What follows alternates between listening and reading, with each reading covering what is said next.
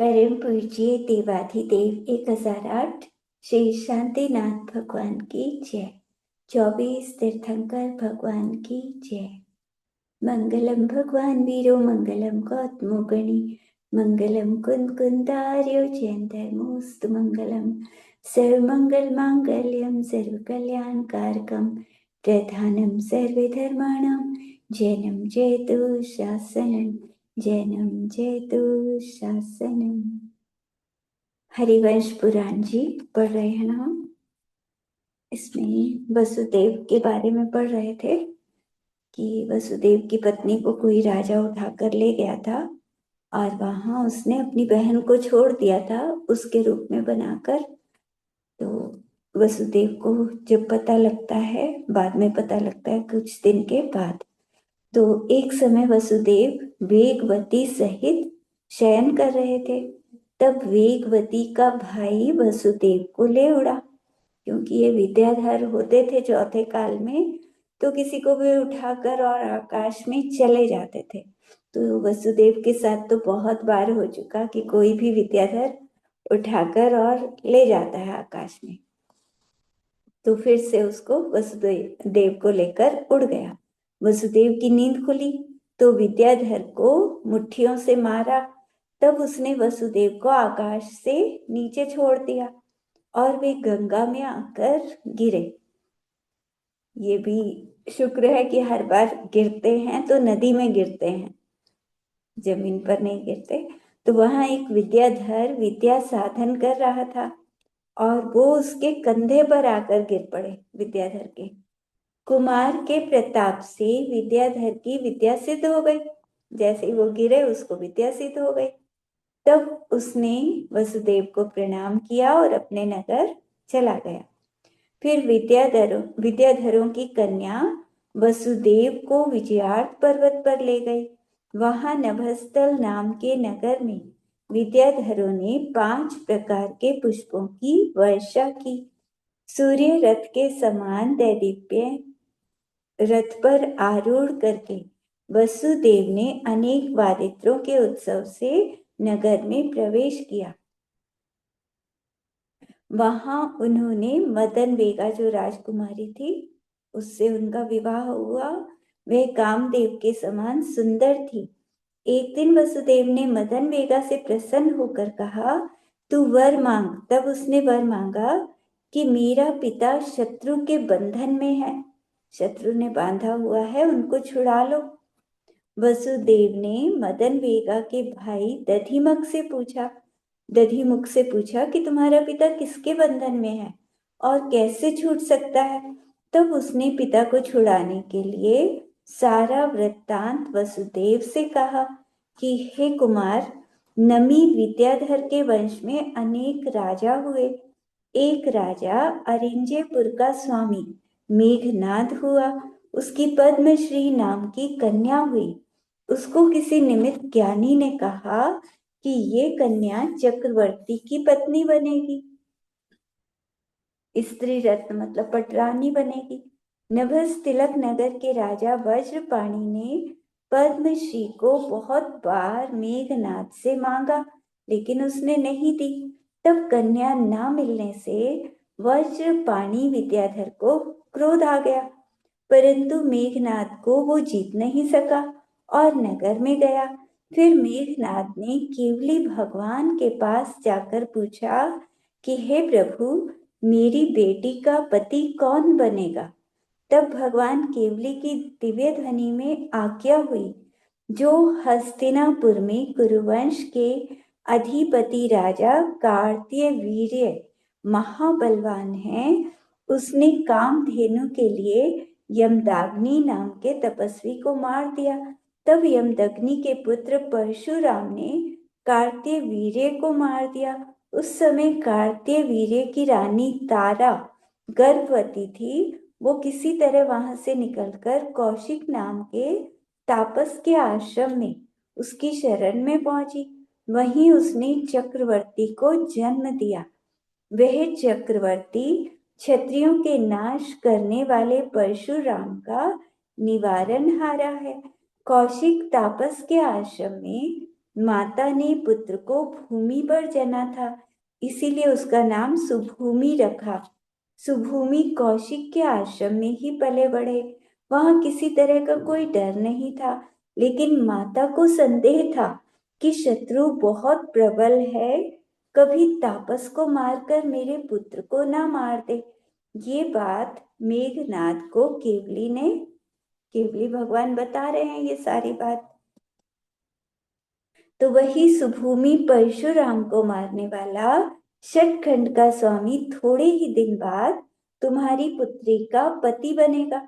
अब वह तापस के आश्रम में रह रहा है इस समय। तो परशुराम क्षत्रियों के काल का स्वरूप है। उसने पृथ्वी को 7 बार क्षत्रियों से रहित किया है और अपने आप पृथ्वी पर एक छत्र राज्य कर रहा है।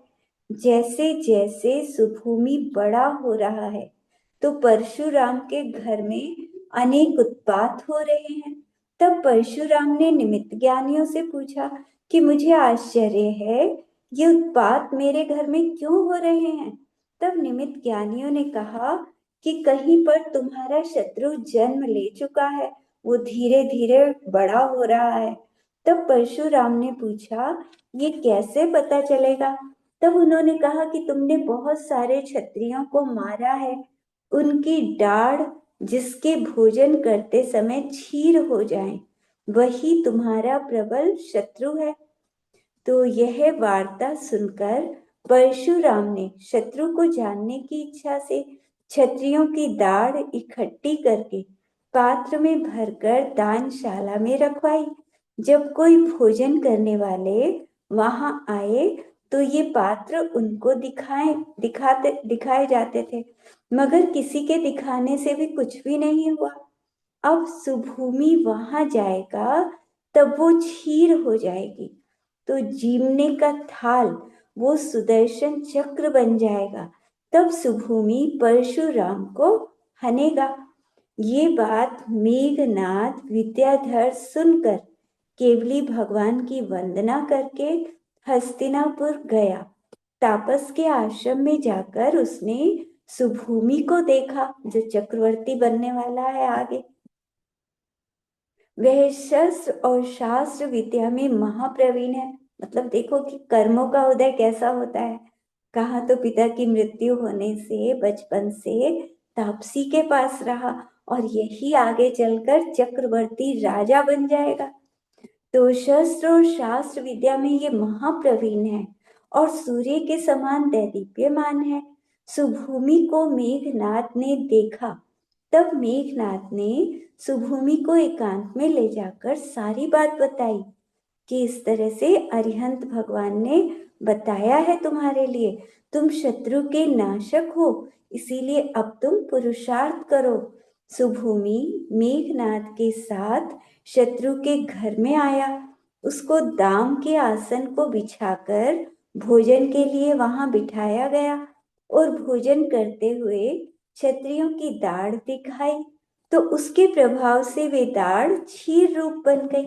तब भोजनशाला के जो अधिकारी थे, उन्होंने शीघ्र परशुराम से कहा, तुम्हारा शत्रु प्रकट हो गया है। तब वो फरसी हाथ में लेकर सुभूमि को मारने के लिए आया। सुभूमि जिस थाली में भोजन कर रहा था, वो थाली एकदम सुदर्शन चक्र बन गई। तो उसी चक्र से सुभूमि ने शत्रु को मार दिया। तो देखो, चक्र जो होता है, अधिकतर तो राजा होते हैं और राजाओं की आयुधशाला में चक्र उत्पन्न होता है। तो ये पहली बार जाना कि थाली ही उसकी, मतलब जिसको चक्रवर्ती बनना है, और केवली भगवान ने जिसके बारे में बताया, और उसकी थाली ही सुदर्शन चक्र बनी, और अब जाके वो चक्रवर्ती राजा आगे बनेगा। तो उसी चक्र से सुभूमि ने शत्रु को मार दिया। सुभूमि के 14 रत्न और नवनिधि भी प्रकट हो गई। जो चक्रवर्ती बनता है, तो चक्र रत्न जब उत्पन्न होता है तो 14 रत्न भी होते हैं और नवनिधि वो भी उत्पन्न हो गई। 32,000 मुकुटबद्ध राजा अब उसकी सेवा करने लगे। सबको पता लग गया कि ये यहाँ का 8वां चक्रवर्ती राजा बन गया है। मेघनाद विद्याधर ने अपनी बेटी सोमश्री को चक्रवर्ती से विवाह कर दिया। तब चक्रवर्ती स्त्री रत्न के लाभ से बहुत प्रसन्न हुआ और मेघनाद को विद्याधरों का स्वामी बना दिया। तब मेघनाद ने अपने शत्रु वज्रपाणि को युद्ध में मार दिया। यही वज्रपाणि, क्योंकि अब जो उसके भाई का पति वो चक्रवर्ती राजा, तो कोई अन्य राजा अब उसे हरा नहीं सकता। चक्रवर्ती जिसका रिश्तेदार हो तो फिर उसके जो भी शत्रु हैं वो उनको मतलब नष्ट कर देता है। तो यही वज्रपाणि, ये वही था जो पद्मश्री से विवाह करना चाहता था। बार बार कह रहा था कि मेरा विवाह उससे करो, लेकिन वो तो चक्रवर्ती की रानी बनना था उसे। तो 60,000 वर्ष तक सुभूमि ने एक छत्र राज्य किया। सुभूमि ने क्रोध में 21 बार विप्रों को नष्ट किया, जैसे तीव्र कषाय से परशुराम ने क्षत्रियों को नष्ट किया था। इसीलिए शास्त्र की आज्ञा है, कभी किसी से द्वेष नहीं करना चाहिए। जो कोई बैर करे तो उससे भी मित्रता करनी चाहिए। यही धर्म की रीति है। तो इस संसार में किसी से भी द्वेष करने से कोई फायदा नहीं है, क्योंकि किसी से द्वेष करते हैं, किसी का बुरा करते हैं, तो वो फिर कई जन्मों तक बदला लेता रहता है। सत्य घोष की तरह, जैसे सत्य घोष ने राजा से कई जन्म तक बदला लिया, कई जन्म तक उसे मारता रहा, उसके पीछे पड़ा रहा। तो इसीलिए किसी से हमें बैर नहीं करना चाहिए। सुभूमि 60,000 वर्ष तक राज्य भोग कर भी उसको तृप्ति नहीं हुई। अब देखो, चक्रवर्ती राजा जो भी बनता है, इतना वैभव होता है, इतना सब कुछ, तो उसको धर्म भी करना बहुत जरूरी होता है। लेकिन अगर धर्म ना करे, बस घर में ही विषय भोगों में लगा रहे और ऐसे ही मृत्यु हो जाए, तो नियम से वो नरक में जाता है। ये नियम है चक्रवर्ती का कि या तो मुनि बन जाओ, मुनि नहीं बने अंत समय में तो नरक। तो ये राजा भी 7वें नरक में पहुंच गया, क्योंकि इसने धर्म में तो उपयोग लगाया नहीं, बस विषय भोगों में लगना ये भी सबसे बड़ा पाप है। इसी के कारण नरक में पहुंच जाते हैं। सुभूमि के ससुर मेघनाद की संतान के छठा बलि नाम का प्रति नारायण हुआ। नारायण प्रति नारायण उस समय हुए। तो इसके सुभूमि के ससुर के घर मेघनाद की संतान के उसके छठा बलि नाम का नारायण। उस समय छठा बलभद्र नंद था, नारायण पुंडरीक था। दोनों महाबलवान थे। उन्होंने बलि को मार दिया। बलि के वंश में सहस्र ग्रीव हुआ, फिर पंचशत ग्रीव, फिर द्विशत ग्रीव, बड़े बड़े राजा हुए। बहुत दिन के बाद उसी वंश में हमारा पिता और तुम्हारा ससुर विद्युत वेग नाम का राजा हुआ। राजा ने एक दिन अवधि ज्ञानी मुनिराज से पूछा, हे भगवान, मेरी पुत्री मदन वेगा का पति कौन बनेगा? तब मुनिराज ने कहा, जब चंड वेग नाम का विद्याधर गंगा में बैठकर विद्या की साधना करेगा, तो रात को उसके कंधे पर कोई आकाश से आकर गिरेगा। उसके गिरने से उसको विद्या सिद्ध हो जाएगी और वही व्यक्ति तेरी बेटी का पति बनेगा। तो ये बात मुनिराज के मुख से सुनकर राजा ने वहां उस सरोवर के पास अपने सेवक रखे हुए थे कि और जब तुम कंधे पर गिरे विद्याधर के, तब मैंने तुमको अपनी पुत्री का विवाह तुमसे किया। नमस्तिलक नगर के राजा त्रिशिखर विद्याधर ने अपने पुत्र के लिए मदन वेगा को मांगा था, लेकिन मेरे पिता ने उसको नहीं दिया। अब तुम महापराक्रमी यहाँ आए हो, तो जिससे तुम्हारा ससुर छूटे। उसने कहा था ना मदन वेगा ने कि मेरे पिता बंधन में हैं, तुम उनको छुड़ा दो। तो ये सारी कहानी भाई सुना रहा था, मदन वेगा का भाई, वो बता रहा था कि मेरे पिता किस तरह से बंधन में हैं। तो तुम्हारे ससुर वसुदेव को कहता है कि वो तुम्हारे ससुर हैं, तो उनको किसी भी तरह से जैसे भी वो छूटे ऐसा कुछ करो। हमारे बड़ों की सुभूमि चक्रवर्ती ने कृपा करके विद्यामयी अनेक शस्त्र दिए हैं, उन्हें ले लो तुम और शत्रु को जीत लो। वसुदेव अपने साले के वचन सुनकर ससुर को छुड़ाने के लिए युद्ध करने गया। दधिमुख और दधिमुख तो पत्नी का भाई था, और चंडवेग ने विद्यामयी शस्त्र जिनकी देव सेवा करते थे ऐसे शस्त्र वसुदेव को युद्ध के लिए दिए।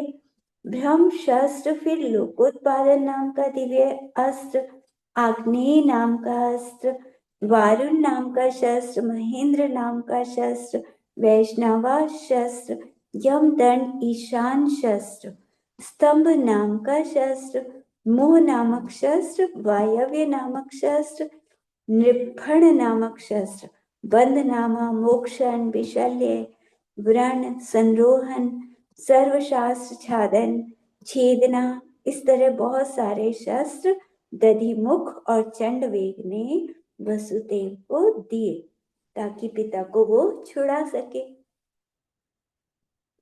महाक्रूर शत्रु त्रिशिखर इनके नगर के समीप आया। ये बात सुनकर वसुदेव प्रसन्न हो गए और साले आदि को साथ लेकर त्रिशिखर के पास गए।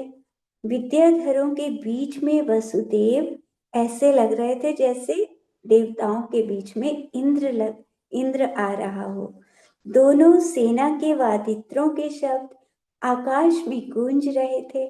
दोनों सेना आकाश में ही भिड़ गई।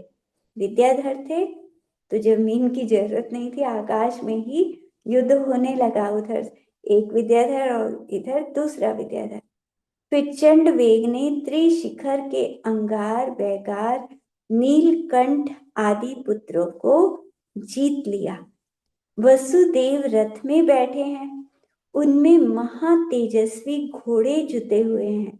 उस रथ में अनेक दिव्य अस्त्र और सामान्य शस्त्र भी भरे हैं। रथ का सारथी दधिमुख उनका साला है। जब त्रिशिखर वसुदेव के पास आया तो पहले तो सामान्य शस्त्रों से युद्ध हुआ, फिर दोनों में दिव्य अस्त्रों से युद्ध हुआ। फिर वसुदेव ने महेंद्रा शस्त्र से शत्रु को नष्ट कर दिया। तब त्रिशिखर गिर गया, उसके साथ के सब विद्याधर भाग गए। फिर वसुदेव सब विद्याधरों से मंडित होकर त्रिशिखर के नगर में जाता है और अपने ससुर को बंधन से छुड़ाकर उनको नगर में लाता है। तो ये सब धर्म का प्रताप है। ये वसुदेव इतने वीर थे, जहां भी जाते थे जीत तो हो ही जाती थी इनकी। तो ये पिछले जन्म का इनका पुण्य है, जो जहां भी जाओ और वहीं जीत गए, सबको हरा दिया। तो ऐसी बात गौतम स्वामी ने राजा शेनिक से कही कि ये धर्म का बल है जो वसुदेव हर जगह जीत जाते हैं। वसुदेव और मदन वेगा के कामदेव के समान महारूपवान अनावृत नाम का पुत्र हुआ। एक दिन विद्याधर अपनी पत्नियों के साथ सिद्धकूट चैत्यालय की वंदना के लिए गए। वसुदेव भी मदन वेगा के साथ गया। वहां विद्याधर प्रभु की पूजा करके अपने अपने थंब से लगकर बैठे थे। मदन वेगा का पिता विद्युत वेग भी अपनी गौरी विद्या के थंब से लगकर पूजा देखने लगे। अपनी गौरिक नाम जाति की विद्या के साथ बैठे थे। उस समय वसुदेव ने मदन वेगा से पूछा कि इन सब विद्याधरों की जाति बताओ मुझे। तब मदन वेगा ने कहा, हे प्रभु, ये कमल की माला लिए और कमल हाथ में लिए मेरे पिता के चारों तरफ गौरी विद्या के थंब के आसपास जितने भी विद्याधर हैं वो हमारे कुल के गौरिक नाम के विद्याधर हैं। रक्तमाला लिए और रक्त ही वस्त्र जिन्होंने पहने हैं, ऐसे गंधार थंब के सहारे बैठे हैं, वो सब गांधार जाति के विद्याधर हैं। ये मानव स्तंभ के पास बैठे हैं, ये मानव जाति के विद्याधर हैं। अनेक प्रकार के सोने के समान पीले अंबर जैसे जिनके वस्त्र हैं, कुछ आरक्त हैं, उनके वस्त्र उनके दैदीप्यमान मणियों के आभूषण हैं। वे मनुष्य जाति के विद्याधर मनु स्तंभ से लगकर बैठे हैं, जिनके हाथ में औषधि और नाना प्रकार के आभूषण व पुष्पमाला है। वे विद्याधर औषधि स्तंभ से लगकर बैठे हैं, मूल वीर्य जाति के वो विद्याधर हैं। अंतर भूमिचर जाति के विद्याधर सब ऋतुओं के पुष्पों की सुगंधता को धरते हैं और रत्न स्वर्ण के आभूषणों को पहने रुंड मुंड नामा स्तंभ के आश्रय से वो बैठे हैं। हे प्रभु, ये सकुंक जाति के विद्याधर शंकु थंब के आश्रय से बैठे हैं, नाना प्रकार के कुंडल से श्रृंगार करके बैठे हैं और आभूषण पहने सर्पों के भुज बंद बांधकर बैठे हैं। ये कौशिक स्तंभ के आश्रय कौशिक जाति के विद्याधर सिर पर मुकुट लगाकर दैदीप्यमान मणि कुंडल पहनकर बैठे हैं। हे नाथ, मैंने विद्याधरों के कुल संक्षेप में आपसे कहे हैं। अब ये मातंग जाति के विद्याधर, इनकी जाति का वर्णन सुनो। काली घटा की तरह श्याम वर्ण वाले, श्याम वस्त्र पहने, श्याम पुष्पों की माला, श्याम मणियों के आभूषण धरे, ये मातंग जाति के विद्याधर मातंग थंब के समीप बैठे हैं, जिनके मसा नाती के ही आभूषण हैं और भस्म रेणु से घूसरे अंग हैं। उनका मसान में ही निवास है। वे शमशान थंब से लगकर बैठे हैं। मातंग थंब का नाम शमशान थंब है। पांडुक जाति के विद्याधर पांडुक थंब से बैठे हैं। उनका वर्ण वैडूर्य मणि की तरह है, ऐसे ही वस्त्र पहने हैं उन्होंने। काल सोपाकी जाति के विद्याधर काल स्तंभ के आश्रय से बैठे हैं। उनके कृष्ण चर्म के वस्त्र हैं। तो इस तरह से वो वसुदेव को सबके बारे में परिचय कराती है। तो वसुदेव सबको जान गए कि किस किस तरह के ये विद्याधर हैं। फिर सब अपने अपने स्थान चले गए और वसुदेव भी अपने स्थान चले गए। एक दिन वसुदेव ने मदन वेगा से कहा कि वेगवती यहाँ आई है। तब मदन वेगा वेगवती का नाम सुनकर क्रोधित हुई और घर में बैठ गई, इनके पास नहीं आई। उसी समय त्रिशिखर की स्त्री, द्वेष तो होता है ना आपस में, एक पत्नी को दूसरी से द्वेष होता है, तो ईर्ष्या के कारण वो आई नहीं वहां पर। उसी समय त्रिशिखर की स्त्री सूर्यनखा मदन वेगा का रूप बनाकर छल से वसुदेव से कहने लगी। त्रिशिखर को मारा था ना, त्रिशिखर को वसुदेव ने मार दिया था। तो उसकी पत्नी, सब विद्याधरों का ऐसे ही होता था, किसी का भी रूप बनाकर आ जाओ और कुछ भी धोखा कर लो। ये विद्याधर भी बहुत छल कपट करते रहते थे एक दूसरे से, तभी तो इनके लिए भी 7वें नरक तक का मार्ग खुला है। तो छल कपट करेंगे तो चाहे विद्याएं भी हैं, लेकिन चौथा काल वहां होता है विद्याधरों का, तो चौथे काल में 7वें नरक तक चले जाते हैं। तो वो उस त्रिशिखर राजा की पत्नी जो मर गया था, जिसको अभी युद्ध में मारा था वसुदेव ने, तो उसकी पत्नी सूर्यनखा मदन वेगा तो वहां आई नहीं थी, क्रोधित हो गई कि वेगवती क्यों आई है। तो वो सूर्यनखा मदन वेगा का रूप बनाकर वसुदेव के पास आ गई और कहने लगी, मतलब बात करने लगी। उसी समय वसुदेव का शत्रु मानस वेग आकाश में दिखा, तो सूर्य नखा ने ये जाना कि ये मानस वेग तो इनके मारने वाला शत्रु है, कि ये तो मार देगा वसुदेव को। तो उसे सौंप कर वो उड़ गई कि चलो यही मार लेगा, अब मैं मार के क्या करूंगी। वो अपने पति का बदला लेने आई थी उससे कि इसको मारूं मैं, धोखे से रूप बनाकर आई थी। लेकिन मानस वेग को देखकर कि अरे ये तो स्वयं ही मार देगा वसुदेव को, तो वो उड़ गई। मानस वेग ने कुमार को आकाश में ले जाकर और आकाश से नीचे फेंक दिया। ये वसुदेव तो बहुत ही आकाश से गिर रहे हैं, कितनी बार गिर चुके। बार बार ये विद्याधरों को यही काम होता है कि जिससे शत्रुता हो उसे उठा उठा के आकाश में ले जाओ और आकाश में से छोड़ दो। तो उसने आकाश से नीचे छोड़ दिया, तो वसुदेव तिनकों के पुंज पर आ पड़े। मतलब वैसे जमीन में गिरते तो चोट लगती, लेकिन तिनकों के ऊपर गिरे तो उन्हें चोट नहीं लगी। तो इनका पुण्य था कि जब भी गिरते थे तो बच जाते थे। तो वहां अनेक लोग जरासंध का यश गा रहे थे जहां गिरे थे वो। तब वसुदेव को पता लगा कि ये राजगृह नगर है। फिर द्यूत क्रीड़ा में, मतलब जब भी गिरते हैं किसी नए नगर में पहुंच जाते हैं, जहां होते हैं वहां से कहीं और उठा के ले जाता है विद्याधर, और किसी भी नगर में गिरते हैं फिर उस नगर में पहुंच जाते हैं। तो द्यूत क्रीड़ा में वसुदेव ने करोड़ दिनार जीत ली उस नगर में, और उसी समय दान भी कर दी। अपने पास कुछ नहीं रखा, सब दान कर दिया। एक बार जरासंध को किसी निमित्त ज्ञानी ने कहा था कि जो इतना उदार चित्त होगा उसी का बेटा तेरा घात करेगा, तुझे उसका बेटा मारेगा जो इतना ज्यादा मतलब दानी होगा। तो ऐसे वचन सुनकर जरासंध ने द्यूत क्रीड़ा के स्थान पर अपने सेवकों को रखा हुआ था। उन्होंने वसुदेव को मतलब समझ गए वो कि वसुदेव इतना दान किया है इसने, तो जरूर इसी का बेटा जरासंध को मारेगा।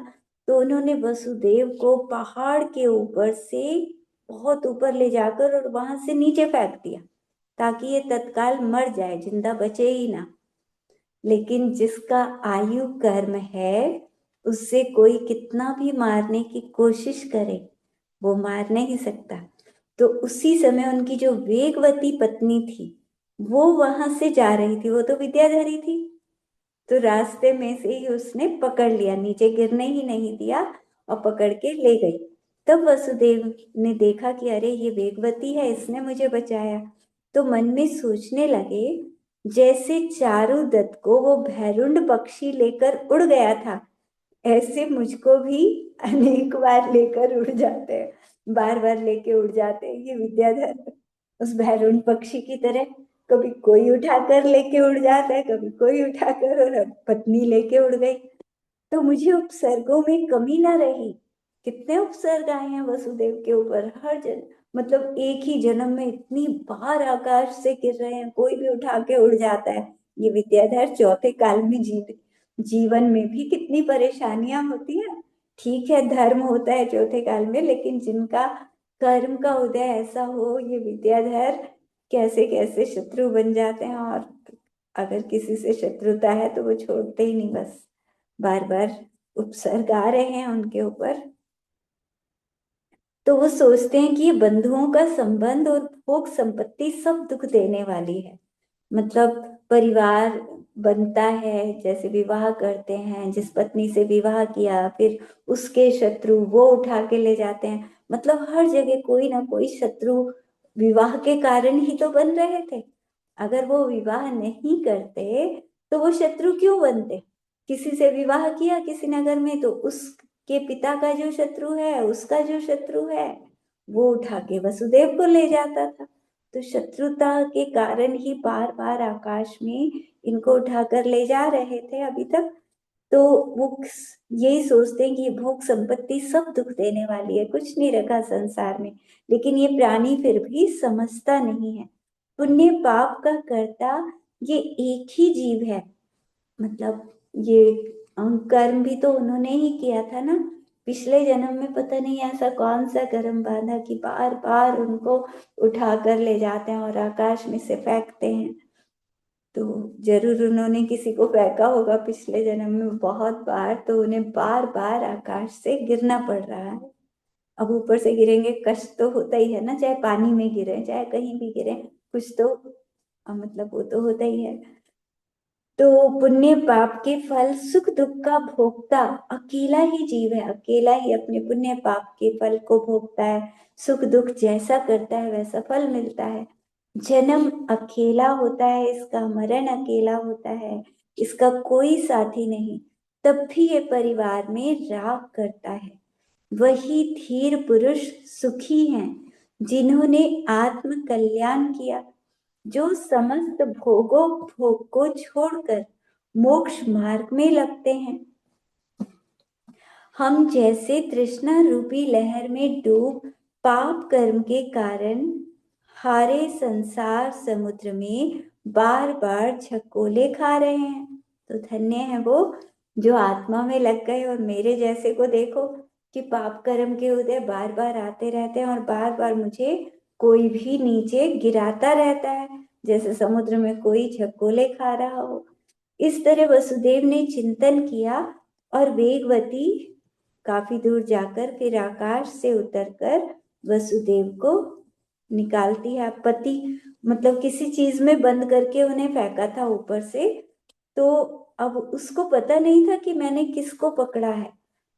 अब जब उसमें से निकाला तब देखा कि अरे मेरे पति हैं ये, तो वो रोने लगी।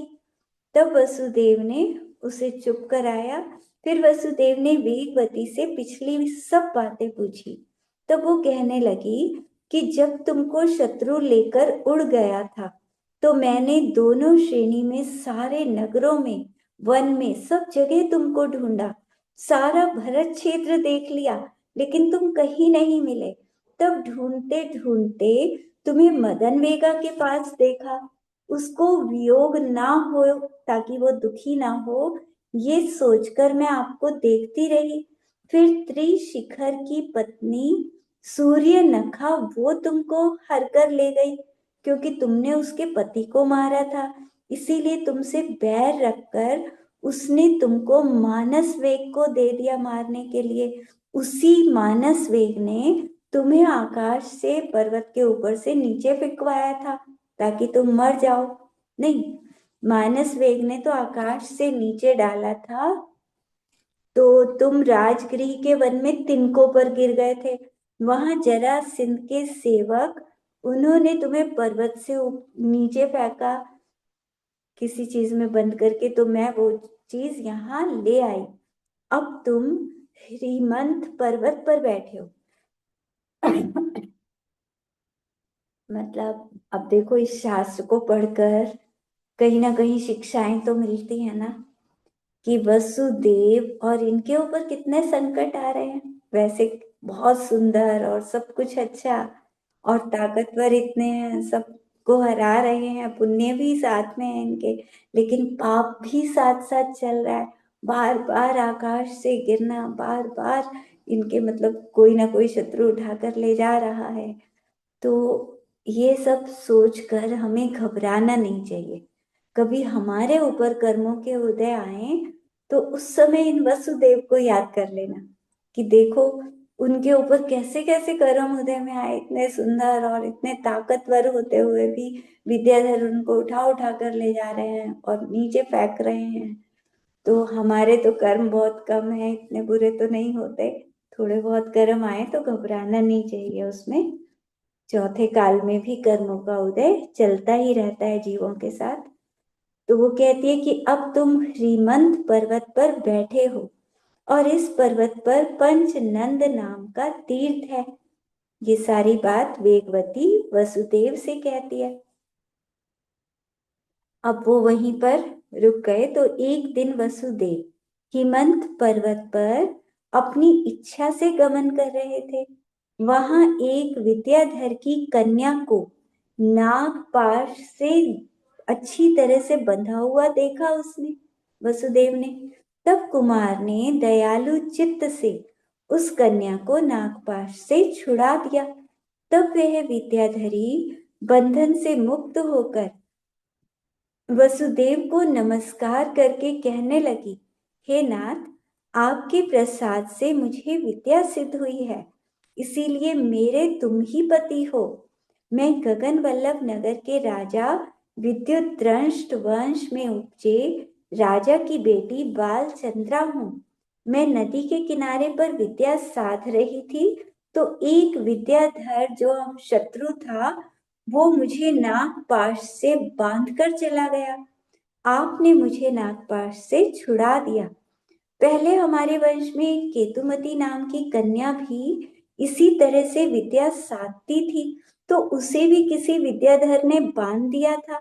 ये विद्याधर ऐसे ऐसे काम करते रहते हैं। तो उसे पुंडरीक नाम के अर्ध चक्रवर्ती पांचवें नारायण ने छुड़ाया था, जैसे तुमने मुझे छुड़ाया। जैसे केतुमती पुंडरीक की पत्नी बन गई थी, ऐसे ही मैं भी तुम्हारी पत्नी अवश्य बनूंगी। हे प्रभु, यह विद्या विद्याधरों को भी दुर्लभ है। जो मैंने विद्या सिद्ध की है, हर किसी के पास ये विद्या नहीं होती। ये विद्या तुम ले लो। वसुदेव को कहती है कि ये विद्या तुम ले लो। तब वसुदेव ने कहा कि मेरी आज्ञा से ये विद्या तुम वेगवती को दे दो। तब बाल चंद्रा कुमार की आज्ञा पाकर वेगवती को आकाश मार्ग से वल्लभ नगर ले गई और वेगवती को वो विद्या दे दी। अपने नगर ले गई और वेगवती को दे दी। तब राजा सैनिक ने गौतम स्वामी से पूछा, हे प्रभु, ये विद्युत दंष्ट विद्याधर कौन था? तब गणधर देव कहने लगे, अब अगली कहानी विद्युत दंष्ट की, कि एक गगन वल्लभ नाम के नगर में नमी राजा के वंश में विद्युत दंष्ट नाम का राजा हुआ। वो महापराक्रमी था, विद्याधर था, दोनों श्रेणियों का स्वामी था। विद्याधरों की दो श्रेणी होती हैं, उत्तर और दक्षिण, तो दोनों का वो सबसे बड़ा राजा था। एक दिन पश्चिम विदेह से मुनिराज को यहाँ लाकर उसने उनके ऊपर महान उपसर किया। अच्छा, ये विद्युत दंष्ट वही है, सत्य घोष जो था, उसने झूठ बोला था ना, दूसरे व्यापारी के रत्न रख लिए थे और राजा ने उसको सजा दी थी। जब रानी ने उसके रत्न मंगवा लिए घर से किसी तरह से, तब राजा ने सत्यघोष को सजा देकर नगर से बाहर निकाल दिया था। इसके अच्छा, ये कहानी आएगी शायद अभी, एक मिनट।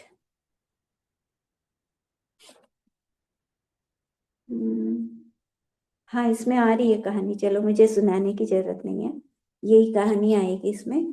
तो विद्युत दंष्ट वही है। तो पश्चिम विदेह क्षेत्र से मुनिराज को उठाकर ले आया था ये विद्युत दंष्ट, मतलब पिछले जन्म का शत्रु जानकर अपने विमान में मुनिराज को घसीट के रखा और यहाँ लेकर आ गया अपने विद्याधरों के वहां पर, और उनके ऊपर बहुत उपसर किया। तो सैनिक पूछता है, हे नाथ, उसने मुनिराज के ऊपर उपसर क्यों किया? तब गणधर संजयंत की कथा राजा सैनिक से कहते हैं। तो जिन्होंने मेरु मंदर पुराण सुना है, तो उन्होंने ये कहानी सुन रखी है। हे राजन, इस जम्बू द्वीप में पश्चिम विदेह में गंधमालिनी नाम के देश में वीत शोकापुरी का राजा वैजयंत था। उसके दो रूपवान पुत्र थे, एक संजयंत, दूसरा जयंत। एक बार स्वयंभू नाम के तीर्थंकर विहार करके वीत शोकापुरी में पहुंचे। राजा और दोनों पुत्रों ने धर्म सुना, वैराग्य को प्राप्त हुए और पिहिताश्व स्वामी के साथ विहार किया। मुनि बनकर तीनों मुनि बन गए। वैजयंत मुनिराज तो घातिया कर्मों को नष्ट करके केवली बन गए। जो राजा थे वो तो भगवान बन गए। चतुर्निकायों के देव केवली के दर्शन करने आए, तो धर्मेंद्र का वैभव देखकर, अब देखो पिता और दोनों पुत्र साथ साथ मुनि बन गए थे। अब पिता को केवल ज्ञान हुआ, तो देव आते हैं ना सब तरह के।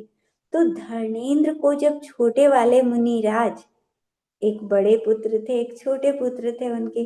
तो छोटे पुत्र जयंत मुनिराज, उन्होंने जब धर्मेंद्र का वैभव देखा तो निदान कर लिया कि मैं मुनि बनकर जो तप कर रहा हूँ, बदले में मैं भी ऐसा वैभव पा जाऊं, ऐसा बन जाऊं। तब वो समय पाकर धर्मेंद्र बन गया। मतलब वहां से मुनि राज की जब समाधि हुई तो वो धर्मेंद्र ही बन गया, क्योंकि निदान कर लिया था। अब जयंत का बड़ा भाई तो संजयंत था। वीत शोकापुरी के पास भीम दर्शन नाम के मसान में, तो वो 7 दिन तक प्रतिमा योग धारण करके ध्यान में लीन हो गए कि 7 दिन तक बस ऐसे ही खड़े रहना है ध्यान में, ऐसा नियम लेकर खड़े हो गए। अब विद्युदष्ट विद्याधर अपनी पत्नियों के साथ भद्रशाल वन में घूमकर गगन वल्लभ नगर में आ रहा था। तो संजयंत मुनिराज को जब ध्यान में खड़े देखा तो पिछले जन्म के बैर से उसे क्रोध आ गया।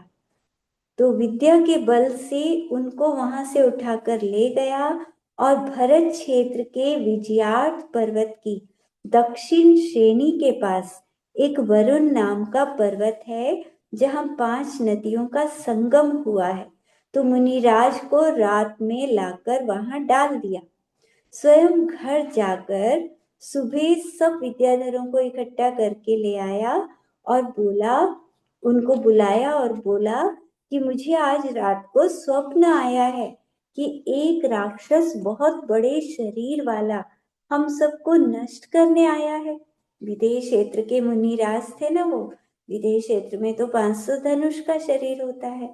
तो इस तरह से सबको कह देता है। वहां के विजयार्थ पर्वत के तो छोटे थे, छोटे शरीर वाले थे विद्याधर, तो सबको कहता है बहुत बड़ा राक्षस आया है हमको मारने के लिए, तो आप सब उसे मारें। ऐसा कहकर सबको ले गया और उस दुराचारी ने अनेक प्रकार के शस्त्रों से फेंक फेंक कर मुनिराज के ऊपर उपसर्ग किया। इतना उपसर्ग किया, मतलब नुकीले शस्त्र भी फेंके, ऐसे फेंके कि मुनिराज के शरीर से खून ऐसे बहने लगा जैसे कोई नदी बह रही हो, कोई झरने से जल बहता है ना, ऊपर से गिरता है, ऐसे खून उनके शरीर से निकल निकल कर बह रहा था। तो इस तरह उपसर्ग किए जा रहे थे, किए जा रहे थे। और मुनिराज तो अपने आत्म ध्यान में लीन थे कि शरीर पर उपसर्ग कर रहे हैं। उन्होंने इतना अच्छा ध्यान लगाया कि थोड़ी देर में ही भगवान बन गए। तो शीतलनाथ भगवान का उस समय काल चल रहा था, 10वें तीर्थंकर शीतलनाथ के समय में ये संजयंत मुनिराज भगवान बन गए। अंतकृत केवली हुए, मतलब अंतर मुहूर्त में ही उपसर्ग सहित केवल ज्ञान हो गया उनके निर्वाण की, और फिर वो मोक्ष भी चले गए। अंतकृत केवली मतलब निर्वाण केवली बने, और फिर क्योंकि उपसर्ग बहुत हो चुका था और तभी उनका मोक्ष भी हो गया। तो धर्मेंद्र आते हैं। अब पूजा करने सारे देव आते हैं ना, किसी भी मुनिराज को जब केवल ज्ञान होता है तो स्वर्गों से देव आते हैं। तो वो धर्मेंद्र भी आया, जो उनका छोटा भाई था संजयंत मुनिराज का। जयंत नाम का छोटा भाई धर्मेंद्र बन गया था ना निदान करने से, कि मैं धर्मेंद्र बन जाऊं तब के फलस्वरूप। तो वो भी वहां पूजा करने आया। और जब उसने देखा पूजा करने के बाद कि ये इतने शस्त्र क्यों पड़े हैं यहाँ नुकीले, और विद्याधरों को देखा, वो विद्याधर तो हैरान हो गए थे कि हम इनको मार रहे थे और एकदम से ये क्या हो गया, ये सारे देव आकर इनको नमस्कार क्यों कर रहे हैं। एकदम भगवान बनते ही तो वो जमीन से ऊपर उठ गए। तो धर्मेंद्र को जब पता लगा इन्होंने मेरे भाई को मारा तो उसे बहुत गुस्सा आया।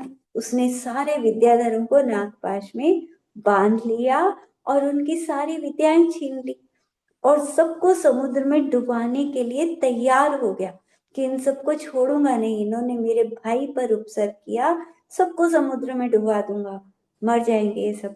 तो उस समय ऊपर के स्वर्ग का देव, 7वें स्वर्ग का देव लांतव इंद्र आता है और वो कहता है, हे नागेंद्र, इतने सारे जीवों को मत मारो, इनकी हिंसा मत करो। तो तुम और मैं और ये विद्युतदंष्ट्र और संजयंत मुनिराज, इन चारों जीवों की कहानी सुनो। मैं तुम्हें बताती हूँ कि क्यों नहीं मारना। ये पिछले कई जन्मों से इनका बैर चल रहा है। ये सिर्फ इस जन्म का बैर नहीं है। ये विद्युतदंष्ट्र कई जन्मों से संजयंत मुनिराज को मारता रहा है। तो लांतव इंद्र ने बताना शुरू किया और धर्मेंद्र सुनने लगा कि क्या कहानी है इनकी। तो वो कहता है कि इस भरत क्षेत्र में शकट नाम का देश है। उसमें सिंधपुर नाम के नगर में राजा सिंहसेन और उसकी रानी रामदत्ता थी। उसकी निपुणमती धाये बहुत निपुण थी। राजा के श्रीभूति नाम का पुरोहित था। वो अपने आप को सत्यवादी कहता था कि मैं तो हमेशा सच बोलता हूँ। उसकी पत्नी का नाम श्रीदत्ता था। श्रीभूति दुष्ट ने जगत को ठगने के लिए चारों तरफ भाड़शाला बनाई। सब उसका विश्वास करते थे और अपना धन उसके पास रख जाते थे। पद्मखंड नाम के नगर में एक व्यापारी था। उसने वहां आकर अपने बहुमूल्य 5 रत्न पुरोहित के पास धरोहर रख दिए और जहाज पर चढ़कर समुद्र में चला गया। देवयोग से जब वो बहुत धन कमाकर आ रहा था तो रास्ते में ही जहाज डूब गया और वो किसी तरह तैरकर बच गया और सिंहपुर वापिस आया। पुरोहित से अपने 5 रत्न मांगे। वो तो बड़ा धोखेबाज था पुरोहित, नाम सत्य घोष, लेकिन सबको ठगता था। तो उसने तो मना कर दिया, कौन से रत्न, मुझे तो कोई रत्न नहीं दिए। अब वो व्यापारी को बहुत दुख हुआ क्योंकि बाकी सारा धन तो उसका डूब गया था। सिर्फ 5 रत्न बचे थे और वो भी ये देने को मना कर रहा है। तो नगर में पुरोहित को सभी सत्य घोष कहते थे। इसीलिए किसी ने व्यापारी की बात का विश्वास नहीं किया। उसने राजा प्रजा सबसे कहा कि इसने मेरे रत्न ले लिए हैं, लेकिन किसी को विश्वास नहीं हुआ उस पर। पुरोहित ने सबको ये कहा कि समुद्र में इसका जहाज डूब गया है ना, इसका धन डूब गया है, इसीलिए ये पागल हो गया है, बड़बड़ाता रहता है। तो उसका कोई भी न्याय नहीं कर रहा था। तब उसने क्या किया कि राजमहल के सामने एक ऊंचा वृक्ष था। उसके ऊपर चढ़कर रोज पुकारता था कि इसने मेरा धन ले लिया है। राजा सिंहसेन और रानी रामदत्ता महादयावान हैं। नगर के सब लोग अच्छे हैं, कृपया मेरी बात सुनो।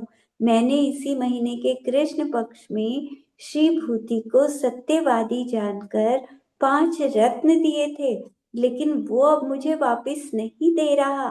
रोज वो ये पूरी बात कहता रहता था वहां पेड़ के ऊपर बैठकर महल के पास। वो रोज ऐसे जोर जोर से कहता था कि कभी तो सुनेंगे राजा मेरी। बहुत दिन हो गए, लेकिन राजा को तो ये था कि सत्यघोष तो कभी झूठा हो ही नहीं सकता, इतना विश्वास था। लेकिन रानी जब रोज सुन रही थी तो एक दिन उसने सोचा, राजा से कहा, महाराज, इस पृथ्वी पर बलवान और दुर्बल सभी रहते हैं। अगर राजा न्याय ना करे तो फिर बलवानों से दुर्बल कैसे जिएंगे? बलवान तो कुछ भी गलत कर लेंगे उनके साथ। तो इस दुर्बल व्यापारी के रत्न बलवान पुरोहित ने ले लिए। अगर आपके अंदर दया है तो दिला दीजिए इसके रत्न। तब राजा ने रानी से कहा, प्रिया, समुद्र में इसका जहाज डूब गया और इसका धन नष्ट हो गया, इसीलिए ये पगला गया है। बहुत दुखी होकर बिना मतलब में रोता रहता है। तो रानी ने कहा, अगर ये मतलब इसका दिमाग ऐसा होता तो कभी कुछ कहता कभी कुछ कहता, लेकिन ये तो रोज एक ही बात बोलता है, तो इसका मतलब ऐसा हुआ है इसके साथ। इसका न्याय करो। एक तो इसका समुद्र में धन डूब गया और पुरोहित ने इसके बाकी रत्न दबा लिए, इसीलिए ये बहुत दुखी है। तो रानी की बात सुनकर राजा ने सत्यघोष को एकांत में ले जाकर पूछा। तो उसने तो मना कर दिया कि मैं क्यों लूंगा, मैं तो हमेशा सच बोलता हूँ, अपनी जीभ काट लूंगा अगर झूठ बोला तो। तो ऐसे सबको अपने वश में कर रखा था उसने। तो राजा ने कहा कि रानी तुम ही करो, मुझसे तो मैं तो नहीं पता लगा पा रहा, तुम इस सच्चाई का पता लगाओ। तो रानी द्यूत क्रीड़ा के छल से परखने को तैयार हो गई। पुरोहित को बुलाकर उसके साथ द्यूत क्रीड़ा करी और उससे अंगूठी वगैरह जीत ली उसने। उसकी अंगूठी यज्ञोपवीत जीत लिया और अपनी एक दासी को पुरोहित की पत्नी के पास भेज दिया और कह दिया कि देखो पुरोहित जी ने ये अंगूठी और यज्ञोपवीत भेजा है और उन्होंने कहा है कि मैं पुरोहित जी ने व्यापारी के जो 5 रत्न आपको दिए थे वो दे दो। तो उसने नहीं दिए, मतलब अभी पहले एक चीज लेके भेजा था तो उसने नहीं दिया और कह दिया मैं नहीं जानती। फिर रानी ने पुरोहित का जनेऊ जीता, अंगूठी जीती, मतलब पहले वैसे गई थी, अब चीजें जीतकर फिर उसको भेजा। तो तब उसने वो रत्न निकाल कर दे दिए कि हाँ उन्होंने ही मंगाए हैं, उनकी अंगूठी जनेऊ है। तो 5 रत्न आ गए तो रानी ने राजा को दिखाए। राजा ने वो रत्न बहुत सारे रत्नों में मिलाकर उस व्यापारी को दिखाए, तो उसने अपने वाले 5 रत्न उठा लिए। तो समझ गए राजा कि ये बिल्कुल सच कह रहा था और इसने अपने ही रत्न उठाए हैं। तब उसे सत्यवादी जानकर उसका सम्मान किया और वो वणिक राज्य में सम्मानीय हो गया और उस सत्यघोष पुरोहित के लिए आज्ञा दी 3 दंड में से कोई सा भी ग्रहण करो, या तो अपना सारा धन दे दो राजकोष में, या गोबर के 3 थाल खाने हैं, या पहलवान उसकी 50 मुट्ठी, 50 बार वो मारेगा 50 मुक्के, तो वह पापी मल की मुट्ठी खाकर, मतलब उसने पहले तो कहा कि ठीक है मल की मुट्ठी खा लूंगा, लेकिन उससे भी वो सहन नहीं हुआ।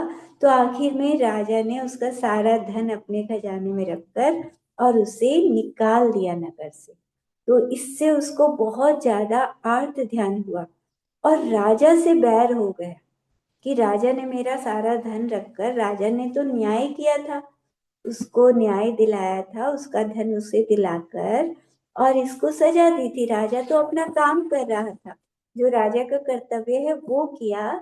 लेकिन देखो संसार कैसा है कि यहाँ अगर किसी के साथ न्याय से भी गलत कर रहे हैं तो वो भी शत्रु बन जाता है। तो ये सत्य घोष ही राजा का सबसे बड़ा शत्रु बन गया, उसे तो इतना बैर हो गया बस उससे। तो वो राजा के भंडार में ही मरने के बाद सांप बन गया। सत्यघोष पुरोहित का पद एक धम्मिल नाम के ब्राह्मण को दे दिया। फिर वह वणिक अपने पद्मखंड नगर पहुंच गया और जैन बन गया। उसके पास बहुत धन हुआ, उसने खूब दान भी किया और निदान बांध लिया। उस व्यापारी ने क्या निदान बांधा, क्योंकि रानी ने उसके रत्न दिलाए थे ना, रामदत्ता रानी ने, उसकी वजह से राजा को तो विश्वास हो नहीं रहा था, रानी की वजह से उसे रत्न मिले। तो उसने ऐसा निदान बांधा कि मैं मरने के बाद उस रामदत्ता का पुत्र बनूं, उसी का बेटा बन जाऊं। उस रानी के प्रति उसे स्नेह हो गया था कि मैं उसका बेटा बन जाऊं।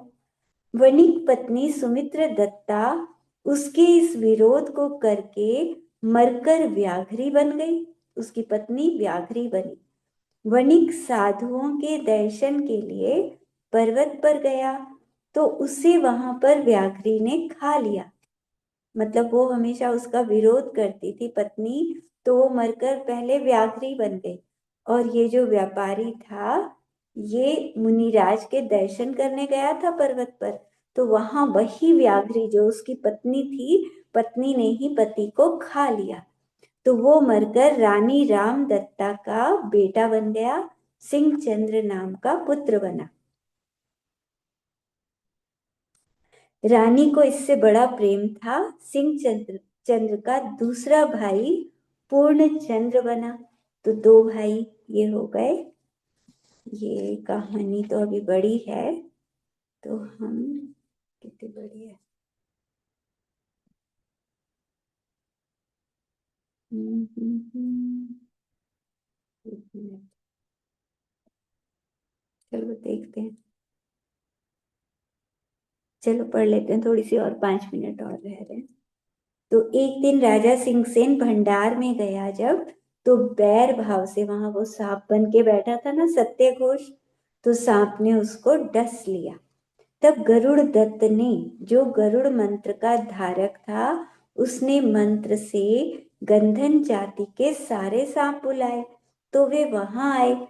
तब गरुड़ दत्त ने कहा, जो एक अपराधी है वो यहाँ रहो और बाकी सब जाओ। तब सारे सांप चले गए, बस जिसने डसा था वो सांप वहां रह गया।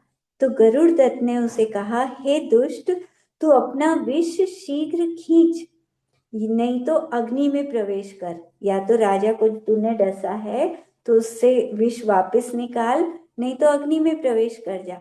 तब ये पापी राजा के प्राणों का हरता, उसने विष नहीं उतारा, मतलब राजा से शत्रुता थी ना, पिछले जन्म में दुश्मन बन गया था राजा का, तो इस जन्म में उसने मरना तो स्वीकार कर लिया, लेकिन राजा को जीवित नहीं करूंगा, तो अग्नि में प्रवेश करके खुद मर गया, लेकिन राजा को उसने जीवित नहीं किया।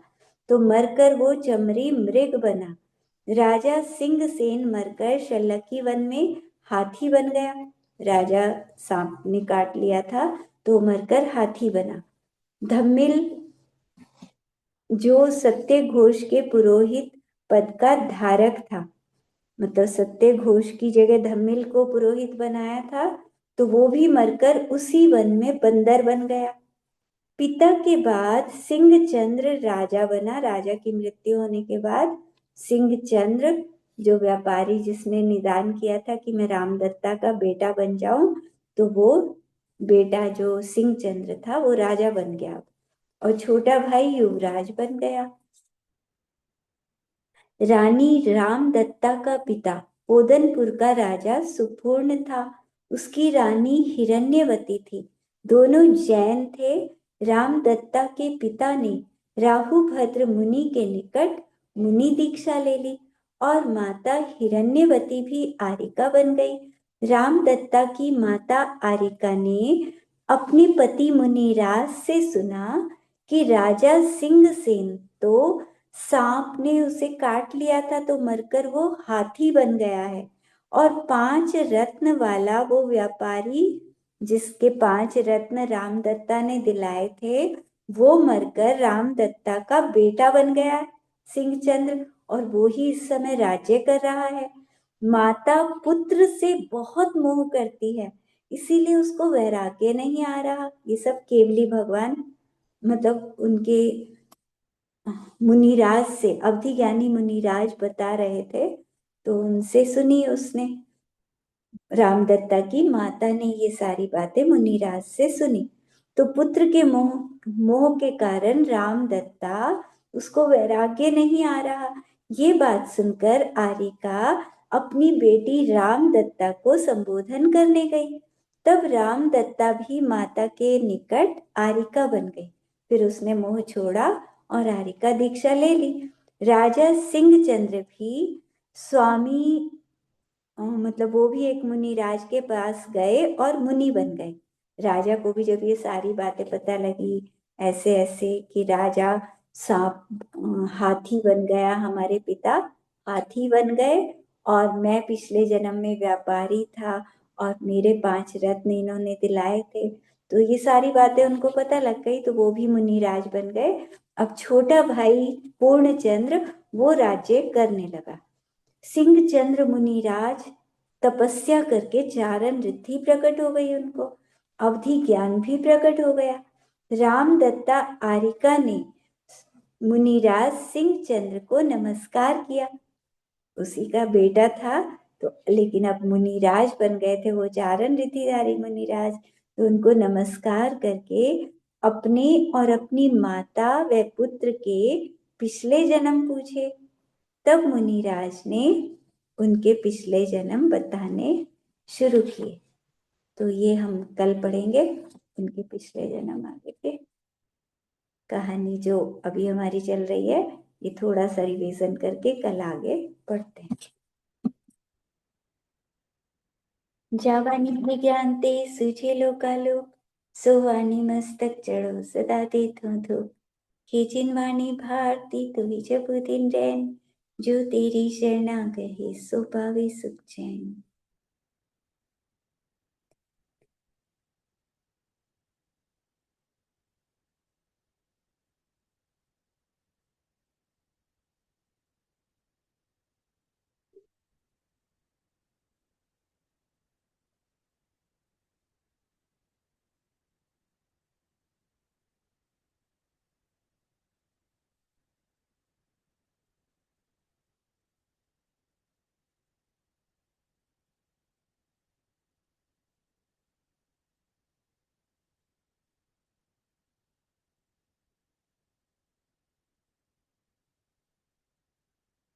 कल से शिक्षक विधान शुरू है, देख रहे हैं कल जितनी देर पढ़ा। कल से शुरू 24 तारीख। हाँ, कल अष्टांग का पर्व शुरू है कल से। ठीक है, प्रतिक्रमण करा दिया करेगा दीदी।